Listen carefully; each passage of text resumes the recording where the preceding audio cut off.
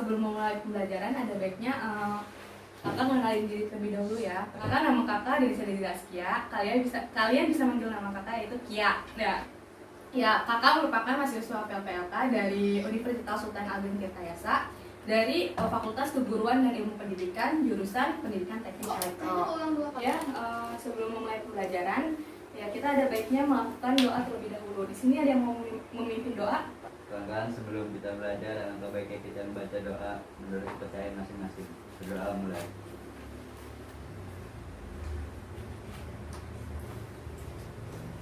Doa selesai. Beri salam. Assalamualaikum warahmatullahi wabarakatuh. Ya, waalaikumsalam warahmatullahi wabarakatuh.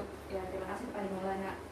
Ya, pada pertemuan kali ini kakak akan memberitahu kepada kalian yaitu mengenai materi tentang dasar listrik dan elektronika, terkait materi konsep listrik dan elektronika, gejala fisik, arus listrik, dan potensial listrik. Nah, sebelum memulai pembelajaran ada baiknya kita melakukan absensi terlebih dahulu ya. Ya, kakak absen ya. Maulana Hadir. Gani Hadir. Pano hadir.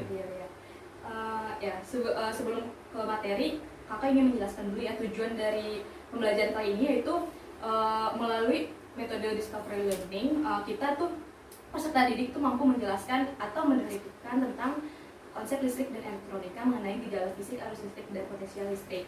Nah, manfaatnya biar apa dong? Nah, manfaatnya biar peserta didik mampu mengetahui apa itu konsep listrik dan elektronika. Ya, sebelumnya di sini ada yang tahu belum apa sih itu konsep listrik? Ada yang tahu? Nggak ada yang tahu ya. Ya, jadi di sini kakak akan menjelaskan ya. Nah, sebelumnya di sini ya kakak memberitahu kalian. Nah, sebelumnya di sini ya konsep dasar arus listrik. Gimana? Di sini ada terdapat terminal ya. Lihat kan terminal. Nah, terminal ini terdiri dari terminal positif dan terminal negatif. Nah, tentunya kalian akan menanyakan dong, kenapa kok terdapat terminal positif dan negatif? Nah, terminal positif negatif ini terdiri dari muatan positif dan negatif.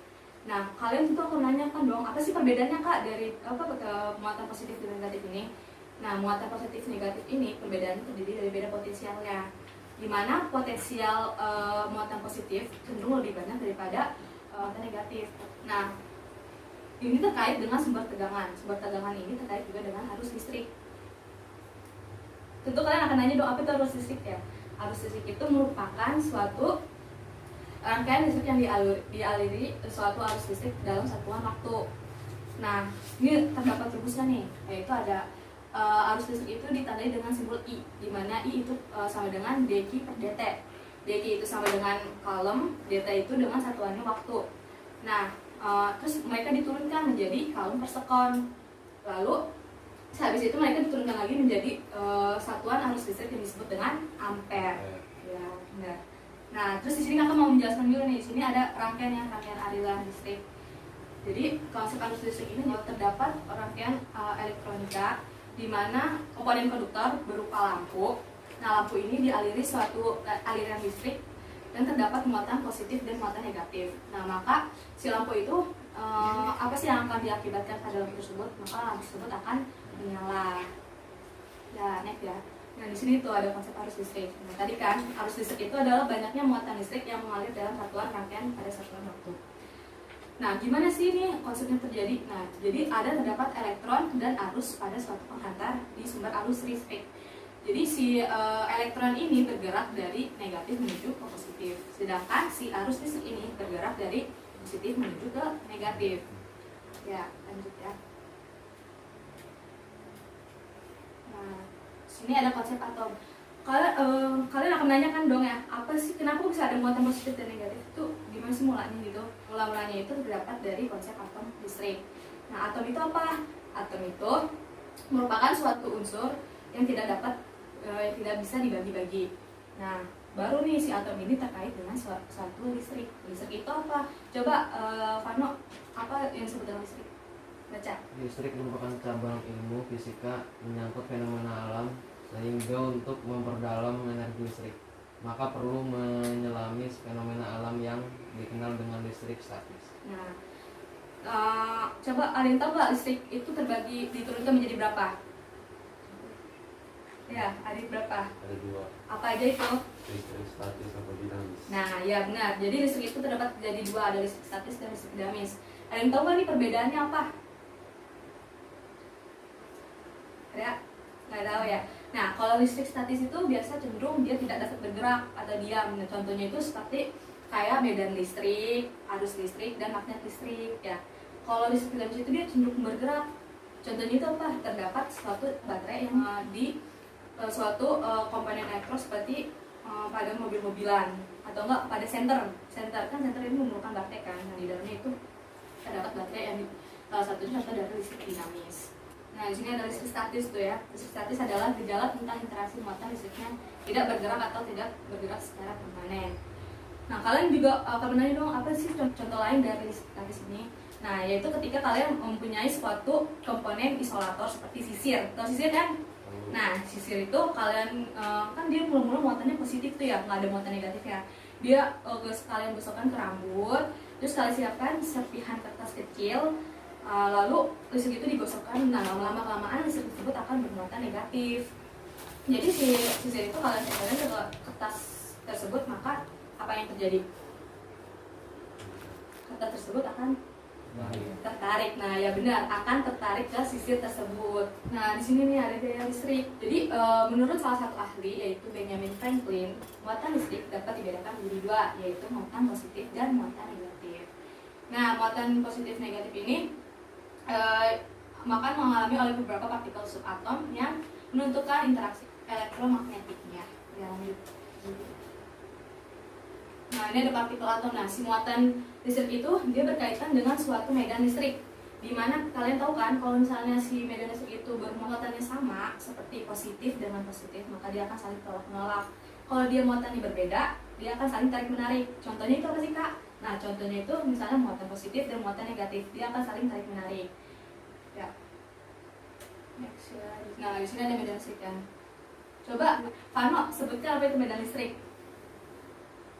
Medan listrik adalah daerah di sekitar benda bermuatan listrik yang masih dipengaruhi oleh gaya listrik. Ya, itu merupakan contohnya dari medan listrik. Nah, jadi pada si medan listrik ini ada bermuatan positif, di mana kalau misalnya dia muatannya positif tuh ya, dia terdapat garis-garisnya itu dia cenderung muncul keluar.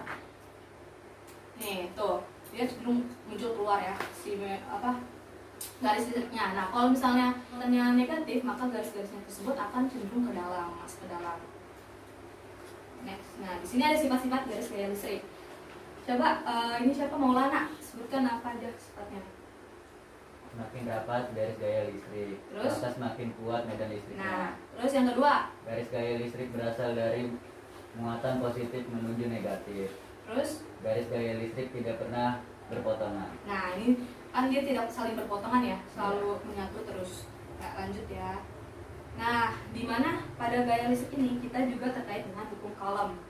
Nah, hukum Coulomb ini merupakan pengertian lain dari gaya listrik. Gaya listrik merupakan tarikan atau tolakan yang pertama kali diselidiki oleh ilmuwan fisika bernama Charles Coulomb pada tahun 1736 sampai 1806.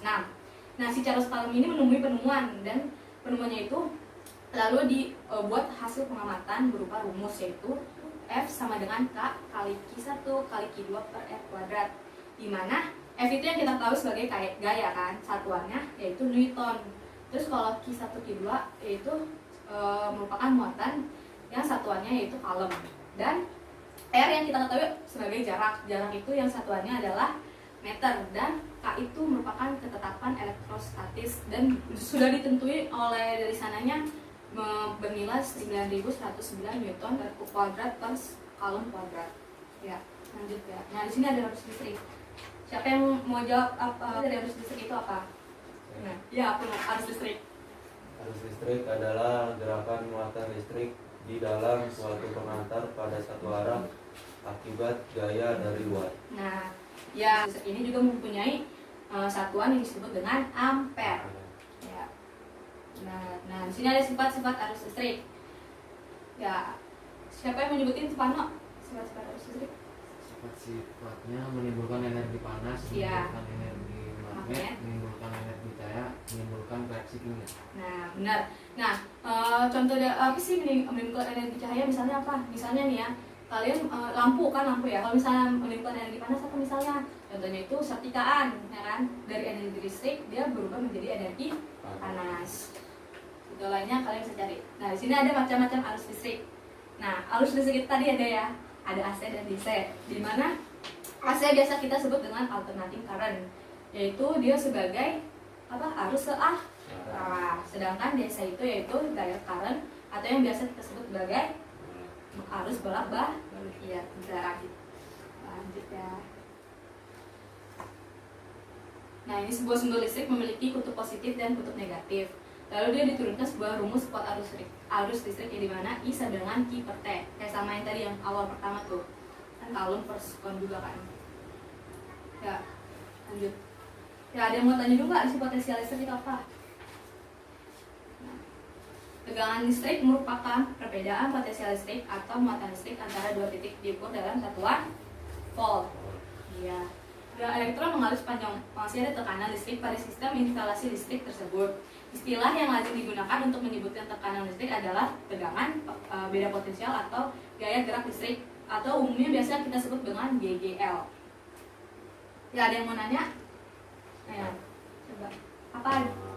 Alat untuk mengukur tegangan listrik apa? Ya ada yang mau jawab dulu sebelumnya? Itu nih, saya Kak. Iya apa? Itu alatnya ampere meter. Nah kalau alat ukur dari suatu arus listrik baru itu ampere meter. Kalau sedangkan dari tegangan listrik baru voltmeter. Di sini ada potensial listrik juga ya. Nah potensial listrik juga tadi udah kakak bilang ya, disebut sebagai tegangan listrik yang menentukan seberapa besar arus yang mengalir. Adalah besarnya beda potensial yang dinyatakan dengan satuannya volt. Nah biasanya ini di mana terdapatnya? Di dalam suatu baterai ya. Nah, lanjut. Nah ini tegangan listrik nih. Nah dalam tegangan listrik ini terdapat beberapa cara menganalisisnya, yaitu ada dua, di mana ada tegangan turun atau biasa disebut dengan voltage drop, dan tegangan naik atau biasa disebut dengan voltage rise. Tahu kan voltage drop dan voltage rise? Nah, udah. Nah di sini udah ya. Jadi kesimpulannya ada yang mau nyimpulin? Saya Kak. Ya apa? Listrik merupakan cabang ilmu fisika menyangkut fenomena alam sehingga untuk memperdalam energi listrik. Nah ya boleh. Terus nah sebelum ini kakak akan memberi suatu soal ya, latihan. Nah ini bisa kalian isi. Sudah selesai? Sudah. Ya makasih. Ya. Nah sebelum mengakhiri materi kali ini, kakak ingin mengasih kalian semangat ya, biar refleksi diri aja nih. Kita punya semangat jadwal. Misalnya kakak bilang elektro bisa, oke? Oke. Biar semangat nih, oke? Elektro bisa. Yeay, bagusnya. Nah, sebelum mengakhiri juga kakak ingin memberi dari kalian suatu motivasi, di mana motivasi itu adalah hiduplah kalian seolah-olah mati besok, dan belajarlah kalian seolah-olah hidup selamanya. Oke, jadi buat kalian selama pandemi ini jangan mengulangi rasa belajar kalian ya. Jangan malas terhadap belajar, karena belajar itu suatu hal yang sangat penting untuk masa depan kalian. Oke, pesan kakak untuk kali ini yaitu jaga kesehatan kalian selama pandemi ini, terus jaga imunitas kalian supaya terhindar dari namanya virus corona tersebut. Oke, makasih atas waktunya. Sebelum kakak akhiri materi kali ini, ada baiknya kita melakukan doa terlebih dahulu ya. Mungkin kakak yang pimpin ya, berdoa untuk kepercayaan dan agama masing-masing dimulai ya. Berdoa selesai. Oke, ntar sebelum pulang kalian beresin dulu ya ininya, meja-mejanya ya. Oke, mungkin segini aja yang kakak bisa sampaikan. Demikian untuk pertemuan kali ini, kurang lebihnya mohon maaf. Wabillahi taufiq wal hidayah. Wassalamualaikum warahmatullahi wabarakatuh. Waalaikumsalam.